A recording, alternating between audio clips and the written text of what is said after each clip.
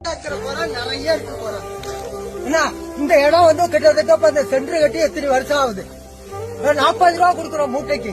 ஏன் இந்த இடத்துல ஒரு 4 தாய்த்த கொட்ட கூடாதா? இல்ல விவசாயிகிட்ட பணத்தை வாங்கி கொட்ட வேண்டியது தானே.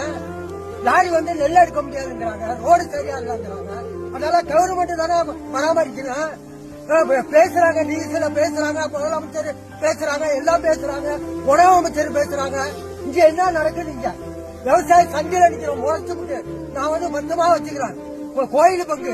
அவங்க பேச போடுறாங்க கோர்ட்ல. நாங்க என்ன பண்ண முடியும்? பணம் கட்டினாதான் சர்டிபிகேட் கொடுப்பாங்கிறாங்க. என்னங்க பண்ண முடியும்? நாங்க என்ன சாவாய முடியும்? ஒரு குடும்பத்துல 5 பேர் இருக்கிறோம், என்ன பண்ண முடியும்? இதெல்லாம் கவர்மெண்ட் எடுக்கணும்ல. இல்ல நியூஸ் இருக்கிறாங்க, 10 பேர் இங்க கொட்டுறோம், 10 பேருக்கு போடுறது டோக்கன் போடலாம்ல. ஏன் போட மாட்டாங்க? இந்த இடம் எப்படி இப்ப இன்ஜினை வச்சு இறக்கிறாங்களா? இன்னைக்குதான் இதுக்கு 9 விவசாயி நிக்கிறாப்புல. இதுல இறங்க தண்ணி இன்ஜினே தூக்கிட்டு வாங்க, தோண்டியா போடுங்க. இதெல்லாம் எப்ப செய்கிற வேலை? செஞ்சு வைக்க வேண்டியதானே இந்த வேலையெல்லாம். சம்பாவில நெல் கொள்முதல் பண்ணீங்களா? அப்ப அப்படி போட வேண்டியதானே. இத இல்ல வர்ற அதிகாரி பூரா எல்லாம் வந்து பாடுறாங்க, போறாங்க, பாக்குறாங்க.